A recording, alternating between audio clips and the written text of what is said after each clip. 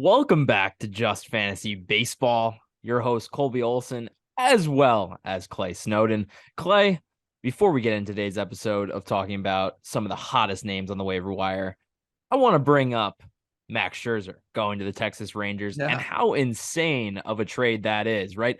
The Mets and Steve Cohen and all of his billions of dollars are sending Max Scherzer to the Rangers. They're paying $34.5 million or something like that to the Rangers over the next 2 years. And in return for that money, plus Max Scherzer's services, they are getting Luis Angel Acuna, Ronald's brother, in return, a shortstop with a pretty nifty glove and some decent offensive upside. I mean, just an insane trade. So I wanted to mention that today's episode is sponsored by Billions. One of my favorite TV shows on Showtime is returning for its 7th and final season on August 11th and is loosely based off of Steve Cohen and his firm. So today's episode is sponsored by Billions. Yeah, we all, I don't know if praise is the right word, but like me as just a fan of baseball was like, this is awesome. Like he's spending a bunch of money. He's obviously like a fan to an extent, right? Like this guy, as much as we can talk poorly about him and certain things he does, like he is spending the money. I mean, I know some people do. You and I don't. He's You're an spending the idiot if money you to put talk together poorly a good about what baseball Steve Cohen team. does. And he finally realized it's just not happening this year. So what can he do? Well, I'm just going to spend even more money to get a better prospect back. So now he's just going to like potentially just buy a farm system, which is going to be really interesting. Something we've never really seen before. Like someone just going out there and like spending millions and millions and millions and millions of dollars for one prospect is really cool in a way. Like it's awesome. So yeah. I promise we will get to fantasy baseball, but what the hell are the Mets going to do from a pitching standpoint? Because at this point, I think they should go all in. Trade Verlander, do the same thing, spend a bunch of money to send him somewhere else, send him back to Houston for all I care. But they should do it. They should blow it up, get a pitching prospect in return. They need pitching desperately, and Verlander is going to be, 41 next season. Just blow it all up. You're clearly not going to be good this year. You're clearly not going to be good with the same team or actually a worse team next year. So I hope they blow it up. I love what Steve is doing there in New York because it's exciting. Even though it didn't work out this year, it's so exciting that you just got to respect it. But anyways, Clay, yeah, we got to get into talking about fantasy baseball. I have a name right off the bat for you that I want to see if you can guess who this is. Okay, I like this. 286, 374, 531, 150 WRC plus, 13 home runs, 11 stolen bases. He's an outfielder in the American League. I don't know. I have no idea. This is on the year. Is this Riley Green? No, but he's been crushing it. This is one of the more underrated players in baseball, Chas McCormick of the Houston Astros. Fire. He has been really good. He's a great defender. Like he just gets zero love. I don't know why people don't ever talk about him. He was good last year, and like I think he had like a 108 WRC plus last year, like a solid player, but like his glove makes him. I know we're talking fantasy, but like just overall, he's one of the more underrated players, and he can bring you a little bit of pop, a little bit of stolen base, and the 286 average. Like he's gonna help you in the average department as well. So Chas McCormick's a player that I just do not think gets nearly enough love, and he's pretty just like solid. Like I don't see him like falling off a cliff or anything. No, dude, I think that people don't, including myself, don't give Chas McCormick credit because his name is Chas McCormick and he hits in the bottom of this Astros lineup and is known as a defense first player. And dude, in the month of July, he has been unreal. Like I've been talking about how good Tristan Casas has been, and shout out to Tristan because he continues to mash. I mean, a double the other night and then a home run in the same game in San Francisco. Just unreal to watch him hit every day. I'm like blown away every time he hits a home run because it just continues to happen. But Chas McCormick over the last month is like right there. 214 WRC plus in the month of July, a 356 average, 6 home runs. Insane. 49% hard hit rate, a 20% barrel rate this month. Like he's doing everything right at the plate. And you're right, Clay. It's about time we give him some credit because from a fantasy perspective too, he's adding stolen bases, 3 stolen bases this month. So yeah, how much is he owned in ESPN right now?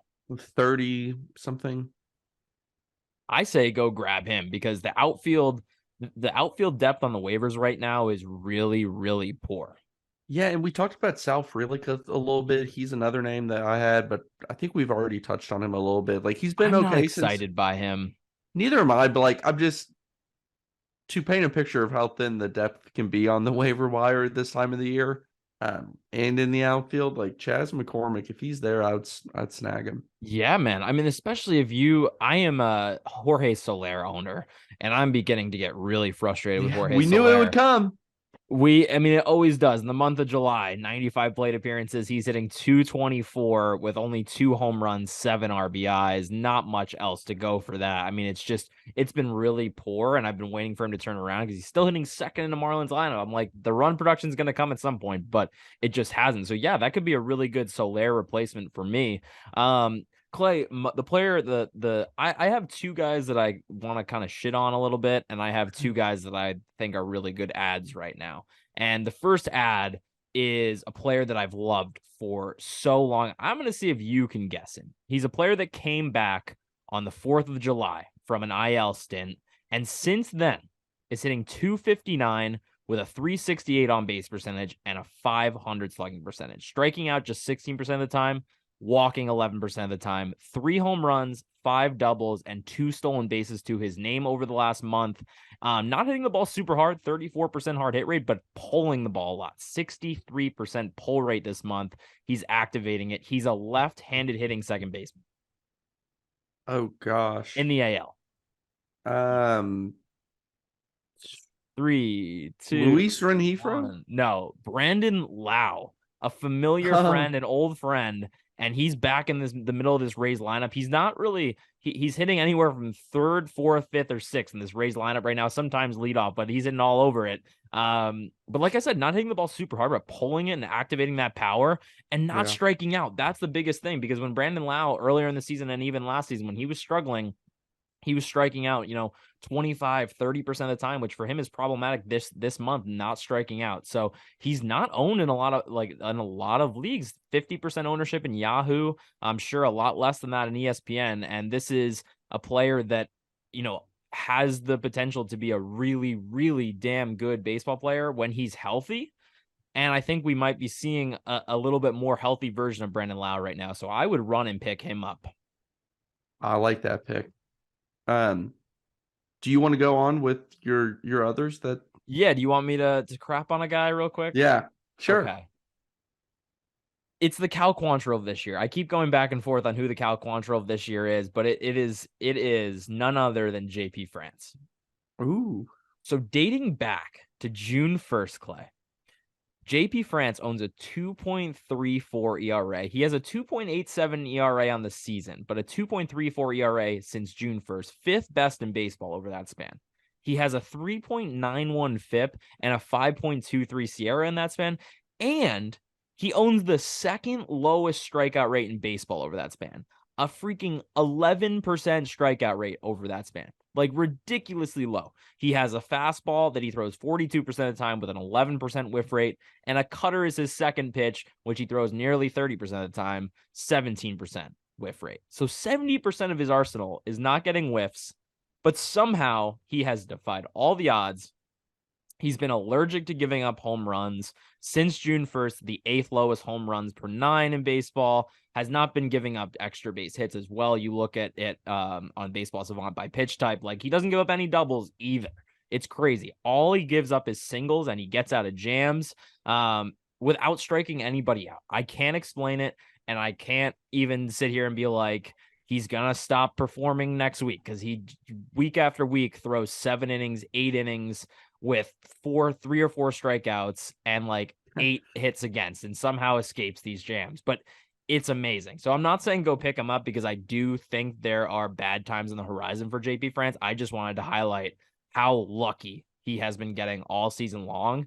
At some point, it's going to kick him in the butt, because you just cannot be striking out 11, 12% of batters, walking 7%, and just be a sustainable pitcher in this league, unless you're getting ground balls at a 70% clip or something. Yeah, I like that pick. I'm going to give you a name to look up while I talk about a different name. Okay. Sure. Brandon Williamson of the Reds. I want you to just look him up, and I'm going to talk about Kenta Maeda. Now, Maeda gave up he had a 10-run outing this season, a 10 earned run outing. So as you can imagine, a guy who doesn't, although recently he's been going a little bit deeper into games, his ERA is not great, but he had a 4-run outing as well. All other outings have been 3 or less. 6 of those outings, 2 or less. He's been effective. Like he's no longer the Maeda of years ago when he was with the Dodgers and whatnot. But I think that he's an effective kind of just baseline. You need either a streamer, you need kind of somebody near the end of your roster type. Like I like Maeda. Dude, in 6 outings since that 10-run outing against the Yankees, he has a 2.48 ERA, a 2.79 FIP. He's striking out 12 per 9 and walking 3 per 9. That is some elite stuff. And you know what I love, Clay? I actually haven't even checked out Kenta Maeda. I went to his Baseball Savant page, and what a beautiful sight this is. You look at a pitcher who is now 35 years old, does not have the velocity that he once did, right? He's throwing the ball 90 miles an hour. Fastball's 90 miles an hour. But guess what he did? He said, you know what? I'm not going to throw the fastball anymore. He's throwing his slider as his primary 35% of the time. He's throwing a split finger as basically a second primary 33% of the time. Both of those pitches are getting whiff rates above 30%. So he said, you know what? I'm just going to throw my best pitches all the time. What a brilliant idea that is, Kenta Maeda. And then he's throwing his fastball kind of as a secondary 21% of the time, still getting a frick ton of whiffs on that 26% whiff rate on that pitch. It's getting hit hard, but who cares?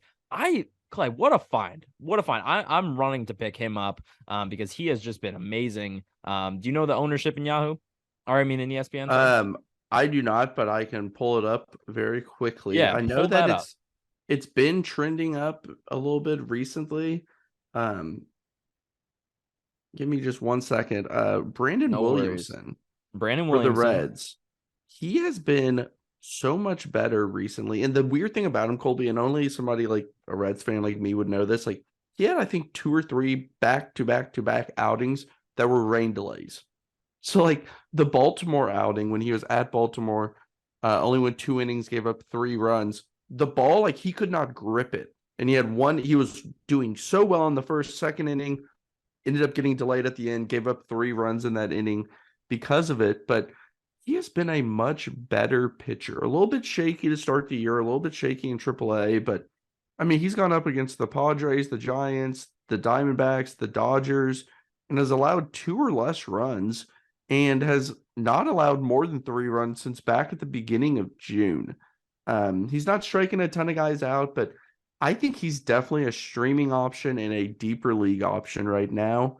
So yeah, Brandon Williamson kind of out of nowhere. I'm not like 100% confident in him still. That's why I'm putting him I'm kind like of as that streamer. 30% confident. The fastball velocity has gone up quite a bit. It was 91, now it's up around 94. Yeah. 91.4 miles an hour in May, 92.7 in June, and 93.3 in July. The whiff rates haven't ticked up, but he has been giving up less hard contact against that pitch. I still don't love that he's just a fastball cutter guy for the most part. I wish that he mixed in his other pitches, like mixed in a changeup more. I think as a lefty, that would help him a ton if he could utilize a changeup to righties, but I don't think that he's really been able to find the zone with that pitch. But 31.6% whiff rate on that changeup. I wish he threw it a little bit more. I don't know. I'm not confident on Brandon Williamson yet. But again, he's 25, a 25-year-old rookie that I think could develop into being a solid pitcher. He's just not striking out enough guys for me yet. And he really didn't strike out enough guys in the minor leagues as well. So I don't know. I'm not too excited about Williamson, but I think as a streaming option, you're right. The Reds are so hot as well that they seem to just win baseball games and get people wins. So not the worst, especially if he's on the road. Maeda, 28% owned in ESPN. I'm running to pick him up if he's available in one of my leagues. That's a great find, Clay. Probably the find of the season for you. Like, seriously, that's a really good find. No, like this late in the season, man, it is hard. It is really hard to find guys that can, turn like be that big of an impact. My last waiver pickup this week, and then I'm going to crap on one more guy. is Justin Lawrence, who has now taken over the closer role for Colorado. Now that Pierce Johnson was traded to Atlanta, he has a 2.94 ERA and a 2.87 xERA and a 3.19 FIP on the season. Picked up 7 saves so far this season. He's coming off of a disaster outing. He gave up three or four earned run in his last outing, gave up his first home run in a long time, but that just happens. That's called being a reliever. At all, right? It's going to happen. But despite that, still has an ERA under 3, and Fangraphs projects him to have 8 saves down the stretch. So if you're in need of a closer, Justin Lawrence is a damn good one. Like, this isn't just some guy that the Rockies are now putting in the 9th inning who isn't good but might pick up some saves. Like, Justin Lawrence is a very good pitcher that now has the opportunity to pick up some saves. So definitely go run and get him. He was only like 25% owned in Yahoo leagues, and you know how it is with ESPN. So yeah, definitely somebody to look out for. Yeah, in terms of saves, like, this is the time to pick up saves. If you, for whatever reason, need them right now, you didn't draft well, haven't picked up others, like, we're going to see new closers entering into roles, and another one's Gregory Santos for the White Sox, a guy who I just picked up, 1.1% owned in ESPN, 2.63 ERA, only 2 saves on the year, with the save coming on the 28th of this month. So he's in that role now. And I know the White Sox are not going to win a ton of games, but I like Santos a lot, averaging about a strikeout an inning, only 11 walks across 51 and 1/3 innings. So he's an option as well. Hopefully Justin Lawrence doesn't get traded. He could, but the Rockies probably aren't going to trade someone with that much control, right? I don't think I would hope not. Knowing they how they to throw operate, baseballs. But yeah, I mean, the Gregory Santos, Oscar Colas led White Sox might win 5 games down the stretch, and Gregory Santos might close out those 5 games. So be on the lookout for Gregory Santos. Why don't you talk negative about a player? Then I have 2 other players and a note, and then we'll get out of here. Sounds good, brother. All right, Clay, let's see if you can guess this pitcher. This pitcher started the year with a 2 ERA over his first 6 starts. Then he gave up 6 or more earned runs in 5 of 8 starts, which was good for a 12.82 ERA over those 8 starts. Then, in his last 5 starts, he has a 2.1 ERA, but he might have a 2.1 ERA, but he has a 4.72 FIP in those 5 starts and a 4.99 SIERA, is only striking out 15% of batters. You cannot fool me. I'm familiar with this man's game. You cannot fool me. Who is this pitcher? What former Red Sox pitcher is this, is what you're saying? No. Who is it? Just tell me. You really don't know who this is? No. Graham Ashcraft. Oh my gosh, yeah. Seriously. Man, here's the thing about Graham Ashcraft. The sinker was something that really helped him get ground balls throughout his career, and it's just like not there this year. So for me, it's a bit concerning. Yeah, you just can't fool me, man. You can't have a 2 ERA for 6 starts, but bad peripherals, then have legitimately the worst stretch of pitching I have maybe ever seen. I don't know if I've ever seen a pitcher have a 12.82 ERA across 8 starts. That's insane. And then the next 5, 2 ERA, getting outs any way he can, but he's not striking anybody out and plays in a horrible home ballpark. I cannot trust you, Graham Ashcraft. You cannot fool me. I'm not picking you up. Do not pick him up. Hey, Colby, you would know a lot more about this than me.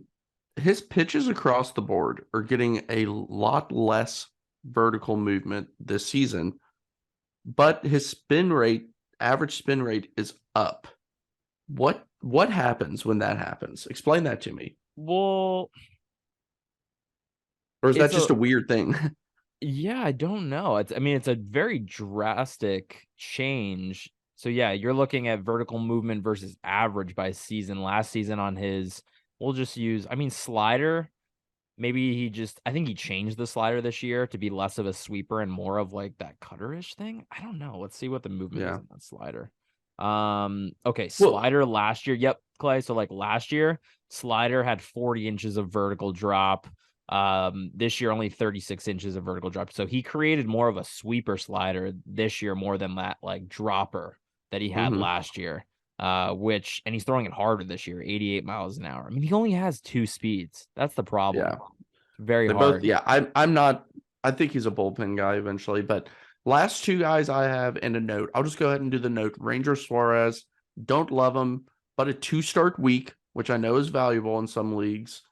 It's at Miami and home against Kansas City. That could be one that works for you. He's not owned in a ton of leagues, less than 25% in ESPN. That's something that could work out in in June.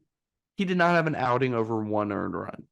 July, 5 earned runs, 3, 3, 4, 4. So like you're hoping you can get 2 quality starts here this week from Ranger Suarez. That's the note. The 2 players, Luis Campusano for the Padres, 16 games this year, 296, 316, 463 with 2 home runs. Jonah Heim's on the IL. You need a catcher. Luis Campusano is probably the best available one out there, except unless you're playing with I know what you're going to say, Jansen, aren't you? No, but he's I been really figured you would. good. I was gonna actually Jansen's a good option too. I was gonna say Alejandro Kirk as well. Kirk's been heating up over the last few weeks, man. Tim Anderson power. Over this last month, Kirk's hitting 294. So that's the Kirk we know and love. I mean, not a lot of run production to go along with it, but if you really are desperate a catcher, Kirk, Campusano, Jansen, even, I like it. I have Henry Davis right now. Henry Davis is ripping. Last player I want to talk about, and this is why I wore this beautiful Fenway Park shirt, which I bought at Fenway a couple weeks ago, Nick Pivetta. And here's why I love Nick Pivetta. Because if you were so he was a starter, and Colby can speak to this a lot more, but I'm just kind of giving the background. Starter, now in a more of a reliever role, and there's times he comes in for 1 inning. There's times he comes in and pitches 6 innings after an opener. And he's getting these bulk innings. And if you're in a league like I'm in, where you can only have 12 starts in a week, if you can kind of figure out when he's going to pitch, who's the lefty that they've started? Bernardino or something? Brennan Bernardino opens for usually an inning, and then Pivetta will come in, and he's been starting basically after the opener. So yes, in that's his what I'm last saying.